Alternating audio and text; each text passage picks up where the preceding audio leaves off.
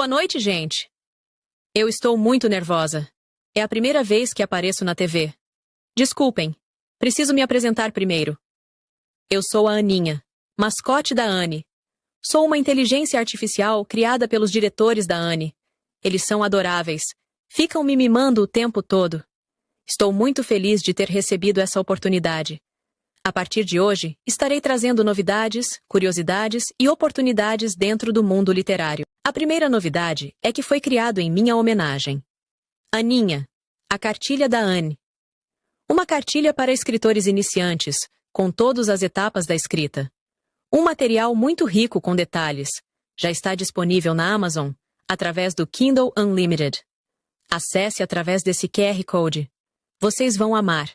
Eu também estarei em todas as redes sociais. Espero vocês lá interagindo comigo. Tenham uma excelente noite e até a próxima semana. Boa noite. Meu nome é Lúcia Almo de Moraes. Eu sou de Nova Friburgo, estado do Rio, e autora do livro O Dono do Natal. A história retrata uma menina à procura do dono do Natal. E ela pergunta a todos os personagens inseridos no festejos se é um deles. Ela pergunta a Guirlanda e a Guirlanda responde que ela está para felicitar a chegada do Natal. Com este livro, eu fiz um projeto e encaminhei ao MINC e consegui o apoio da Lei Rouanet. Estou aguardando empresários que queiram incentivar a nossa cultura. Estou à disposição para lhe oferecer as minhas contrapartidas. Muito obrigada e sigam meu Instagram, @odonodonatal.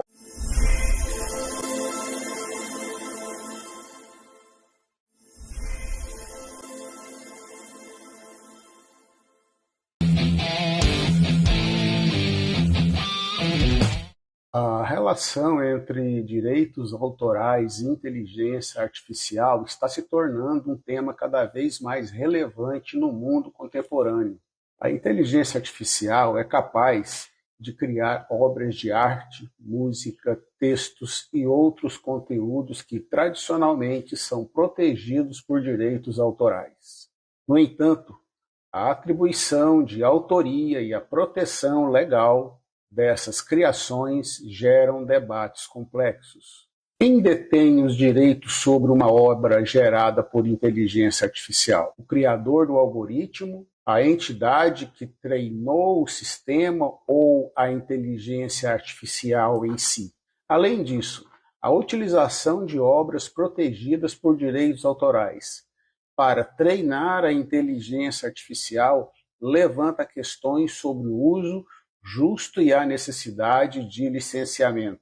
A regulamentação desse campo emergente é crucial para equilibrar a inovação tecnológica com a proteção dos direitos dos criadores humanos, garantindo que a criatividade continue sendo valorizada e protegida. Nesse sentido, dentro do quadro Projetos Culturais desta semana, eu convidei o doutor Samuel Suaide, advogado, ouvidor da OAB Distrito Federal e assessor jurídico da ANE, Associação Nacional de Escritores e Editoras, para comentar sobre esse assunto que tende a ser recorrente para os próximos anos dentro do universo cultural. Eu sou Orlando Rodrigues, no quadro Projetos Culturais.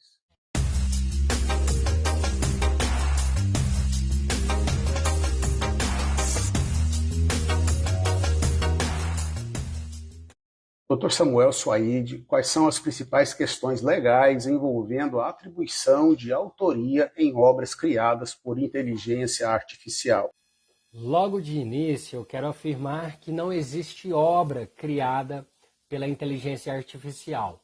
Eu vejo a inteligência artificial no papel de auxiliadora dentro do processo de criação humana, em especial ali na escrita, né?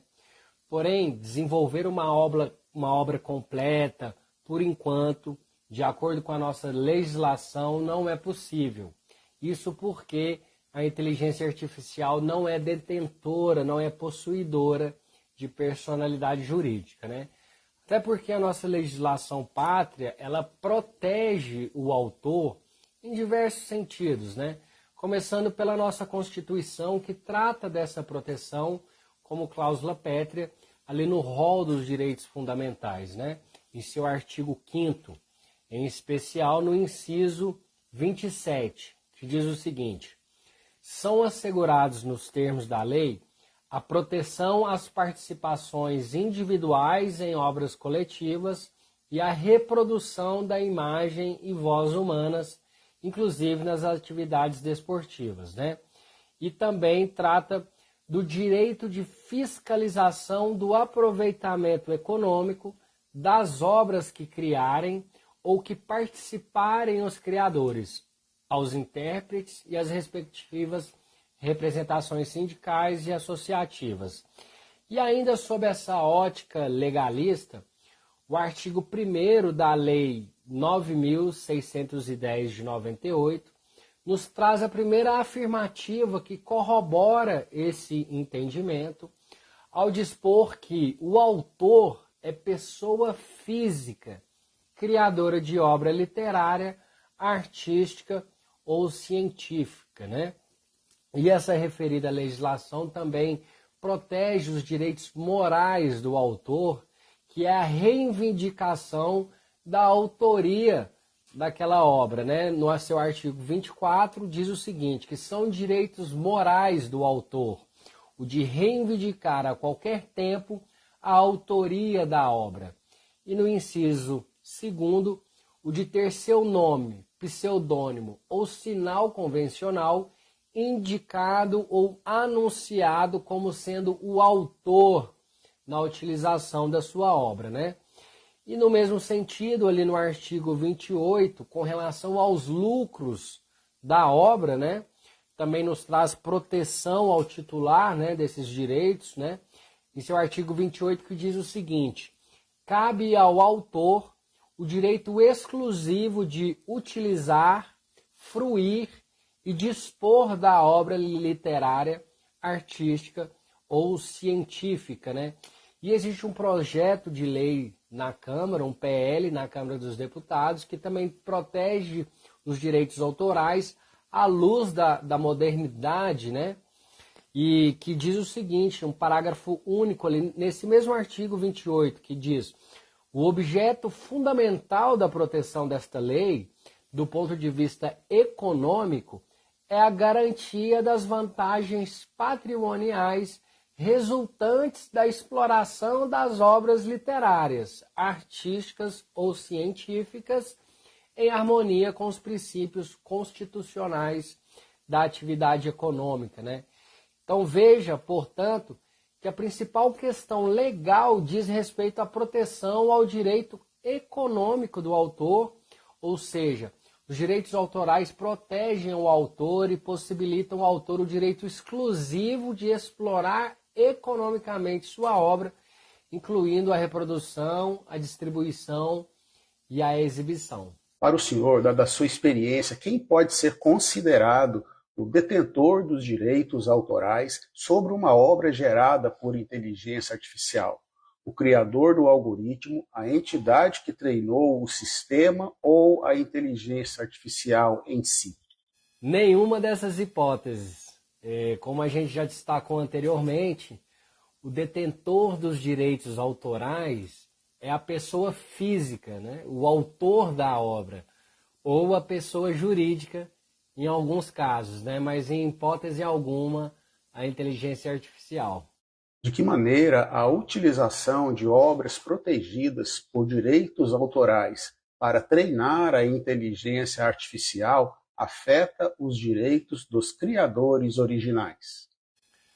Se for constatado que a inteligência artificial utilizou alguma obra protegida pelos direitos autorais, né, o autor da obra poderá reivindicar juridicamente a autoria, né, como mencionado anteriormente. Inclusive, poderá reivindicar um eventual lucro pela utilização indevida da obra de terceiros, né?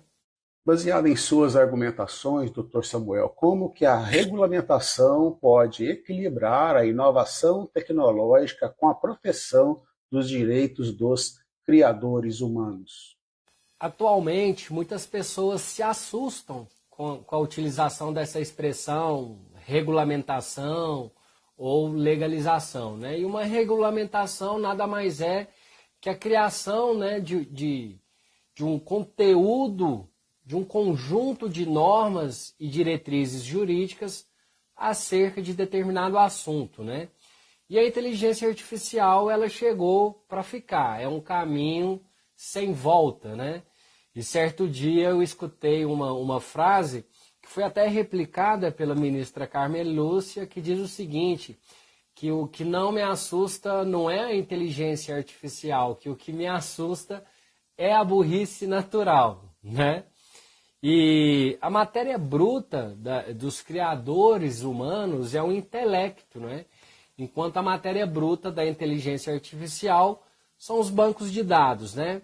E há um projeto de lei, né, um PL 2338 de 2023, de autoria do senador Rodrigo Pacheco, que visa regulamentar, né, o uso, a criação da inteligência artificial, né? E eu trago aqui o artigo 32, que diz o seguinte, que o Poder Executivo designará a autoridade competente, né? A gente vê também na Lei Geral de Proteção de Dados, que fala sobre a autoridade competente. Aqui, na inteligência artificial, também teremos uma autoridade competente para zelar pela implementação e fiscalização da lei, né? E o parágrafo único diz o seguinte, que cabe à autoridade competente zelar pela proteção a direitos fundamentais e a demais direitos afetados pela utilização de sistemas de inteligência artificial. Esse PL também traz ali um outro ponto que eu chamo aqui a destaque, que é o seu artigo 9º, que diz o seguinte, a pessoa afetada por sistema de inteligência artificial terá o direito de contestar e de solicitar a revisão de decisões, recomendações ou previsões geradas por tal sistema que produzam, né, seus efeitos jurídicos relevantes ou que impactem de maneira significativa os seus interesses. E por fim, trago um outro ponto aqui de destaque desse PL, que diz o seguinte, o fornecedor ou o operador de sistema de inteligência artificial que cause dano patrimonial, moral ou individual ou coletivo é obrigado a repará-lo integralmente, independente do grau de autonomia do sistema, né? Então, mais uma vez, trazendo ali uma proteção aos direitos autorais e, inclusive, responsabilizar, né, o operador dessa inteligência artificial que causar dano a alguém. E quais são os desafios e as oportunidades que surgem com a interação entre direitos autorais e inteligência artificial? Nós temos um caso célebre que ficou bastante conhecido, que foi a utilização da imagem da nossa cantora Elis Regina, em uma composição ali em parceria com o Belchior, que foi utilizada por uma empresa montadora de veículos, né? Pelo que acompanhei, não havia um consenso entre os herdeiros, né, a respeito da utilização da imagem da cantora, e esses herdeiros que são os titulares do direito pós-morte ali da artista, né, nesse caso específico. A propaganda foi suspensa, né, e temos esse célebre exemplo, né. E o meu ponto de vista, pelo que eu acompanho dessa temática, o grande desafio é ali com relação à proteção de dados, né, a forma que é feita a mineração desses dados pela inteligência artificial, a proteção aos direitos autorais, né, e a responsabilização do fornecedor ou do próprio operador da inteligência artificial para o eventual dano causado a terceiros. Para encerrar e agradecendo a sua disponibilidade e participação, que orientações você daria para produtores culturais de modo geral quanto à utilização da inteligência artificial em suas obras e a proteção de seus direitos autorais? Eu não vejo problema na inteligência artificial em produzir recomendações relevantes, né, para o desenvolvimento de obras, né, de modo que esses autores possam filtrar as informações mais pertinentes ali no processo de criação, né? E o desafio na proteção dos direitos autorais, né, vai ser a criação dessa autoridade competente que ficará responsável por proteger direitos fundamentais, né, para poder identificar e responsabilizar civilmente os operadores ou fornecedores ali de inteligência artificial quando violarem direitos autorais de criadores de obra ou violar direitos de terceiros, né, podendo responsabilizar de forma administrativa quem eventualmente descumprir a lei. E é um desafio também para o Poder Judiciário, para os juízes, para os advogados, enfim, para os operadores, né, de direito também responsabilizar e punir civilmente, nos termos da lei, quem eventualmente descumprir a lei ou causar danos a terceiros. E eu acredito que esses sejam os desafios. Um abraço a todos.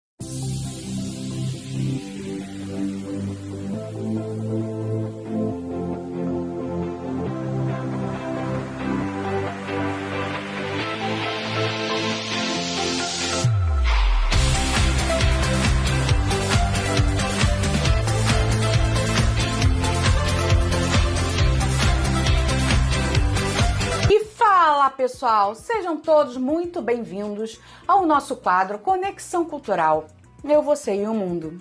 Hoje eu quero convidar vocês a embarcarem comigo numa viagem direto do túnel do tempo.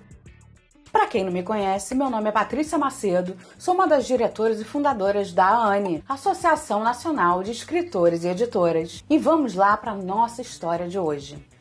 Antes, para lembrar para vocês que não me conhecem, o seguinte: nesse quadro eu faço entrevistas, apresento eventos, conto algumas histórias para vocês, trago novidades, indicação de livros, autores, escritores, como queiram. E hoje eu vou contar para vocês, da melhor forma que eu puder, a história da Ofélia Ramos Annunziato. Você se lembra dela?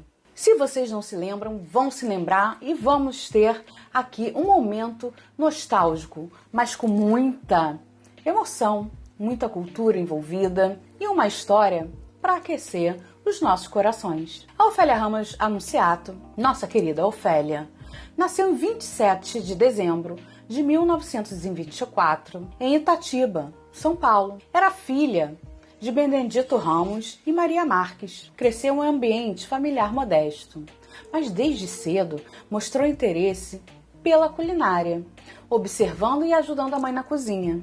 Já estão se identificando, já estão lembrando de quem é? Tenho certeza que se você ainda não se lembrou, vai se lembrar já já. Tchan, tchan, tchan, tchan. Durante sua infância e adolescência, a vida escolar foi marcada por uma personalidade curiosa e dedicada aos estudos. Mas foi em casa que ela desenvolveu a sua verdadeira paixão, era cozinhar. Ofélia foi casada e teve uma filha chamada Beth, com quem mantinha um relacionamento muito próximo. Ela também era avó de Rodrigo e Juliana e sempre dividiu o seu carinho entre os telespectadores e sua família. Ofélia era muito querida pelo público. Vocês sabem que ela chegava a receber mais de 20 mil cartas por mês? Conhecida também pelo seu carisma natural, sua abordagem amigável e acessível na TV, falava com o público de maneira direta e simples, acessível a todos, como se estivesse conversando com os amigos em casa. Sendo assim, muitas donas de casa se sentiam parte, né, dessa família da Ofélia. Esse interesse dela pela culinária começou de uma maneira super informal. Naqueles encontros familiares que a gente tem, né, de vez em quando, até hoje, nos costumes da época, onde eram feitas conexões. Então, num desses encontros, ela tinha uns 20 anos, por aí, ela foi servir um lanche pro avô e seu marido. E aí, nesse encontro, tinha um amigo. Esse amigo era dono do jornal A Tribuna de Santos. Nesse momento, vendo a sua habilidade culinária, ele chamou e a convidou para escrever uma coluna de receitas para o jornal. A coluna, na época, foi intitulada Um Docinho para a Mamãe, marcando o início da carreira da Ofélia. A partir de então, ela começa a escrever as suas receitas para o jornal A Tribuna de Santos e a Gazeta de São Paulo.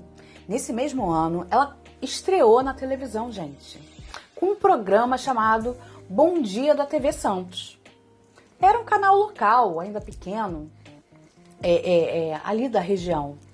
Mas depois, logo em 6 meses, Ofélia foi para a TV Tupi, de São Paulo, onde se tornou, aí vem um marco histórico, para nós mulheres e também, gente, para toda a família brasileira que naquela época tinham poucas atrações, né, na televisão. Então, ela marcou história fazendo o primeiro programa culinário da TV brasileira. Então, com a carreira decolando, com as coisas acontecendo, em 1968, a Ofélia foi para a Rede Bandeirantes, onde ela ganhou seu próprio programa culinário, gente. Esse programa, que era chamado Cozinha Maravilhosa da Ofélia,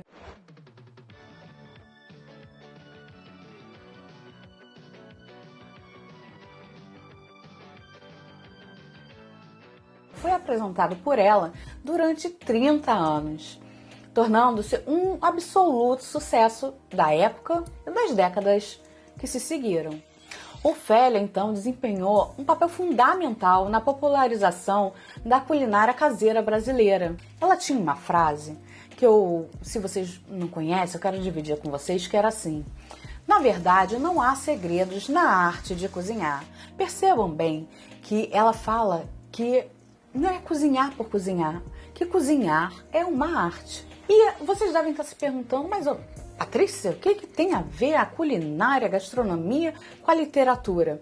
Tem a ver que a partir da culinária, ela começou a escrever para um jornal. Depois vieram os livros. Ela escreveu, gente, para quem não sabe, uma curiosidade, escreveu 14 livros de culinária, explorando cozinha brasileira, portuguesa, italiana, mas principalmente no início a cozinha brasileira, tornando então referência naquela época não só para as mulheres, mas para as famílias. As mulheres naquela época, como não tinham muito acesso às informações como temos hoje, elas compravam as revistas, os livros, para poder se orientar, né, pelas receitas feitas por ela, para colocar essas receitas em prática e colocar no seio da família. Em 1997, ela ganhou o Prêmio Jabuti na categoria Produção Editorial. O livro foi Ofélia, O Sabor do Brasil,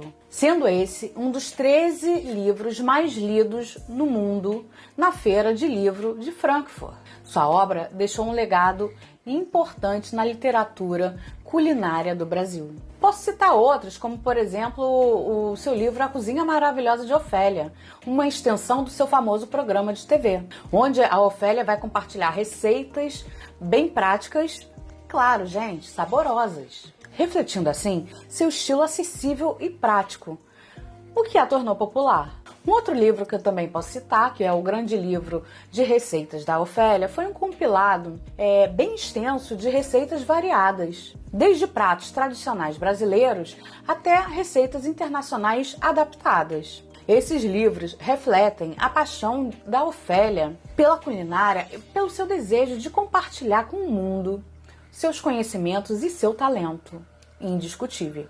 Infelizmente, Ofélia vem a falecer no dia 26 de outubro de 1998, aos 73 anos, em São Paulo. Seu corpo foi velado na Câmara Municipal de São Paulo e enterrado em Santos. Mesmo após a sua morte, continua a ser uma das referências para todos os culinaristas e apresentadores de programa de culinária que seguiram seus passos. Nós vamos pedir os comerciais e voltamos já com você. Vemos hoje que Ofélia abriu um grande caminho para essa questão da gastronomia, da culinária na TV.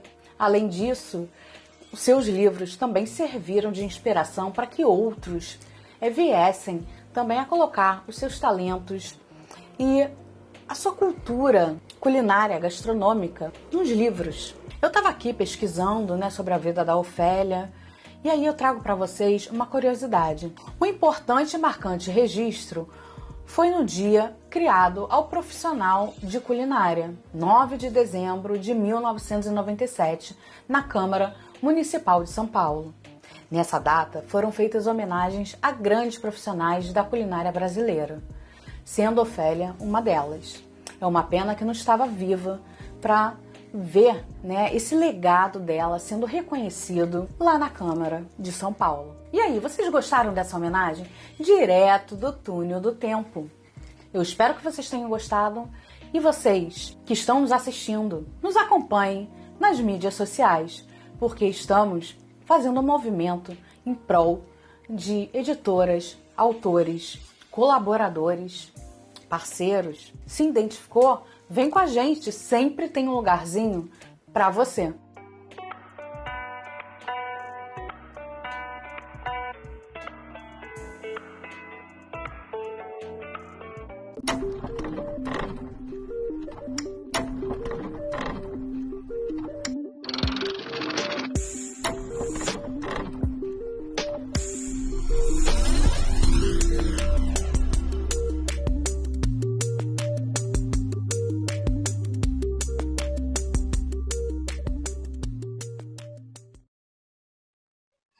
Fala, gente! Eduardo Júnior aqui, e no Livro em Pauta de hoje eu venho trazer a antologia Anos 90, olha, bem bacana, da editora Furcata.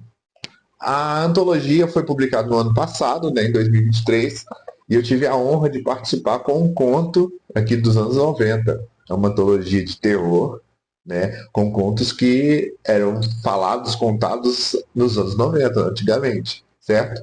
A editora Furcata é uma editora em ascensão, uma editora muito bacana por sinal, e eles publicam as suas antologias através do site da Wiclap, certo? Então, vocês conseguem achar todas as antologias da editora Furcata pelo site da Wiclap, certo? Essa antologia, ela contém a participação de 22 autores, certo?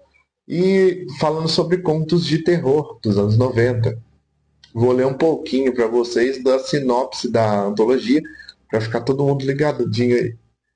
A antologia Anos 90, volume 1, que já tem a volume 2 também, posteriormente já trago para vocês a volume 2, certo? É uma coleção arrepiante de contos ambientados no Brasil durante a década de 1990.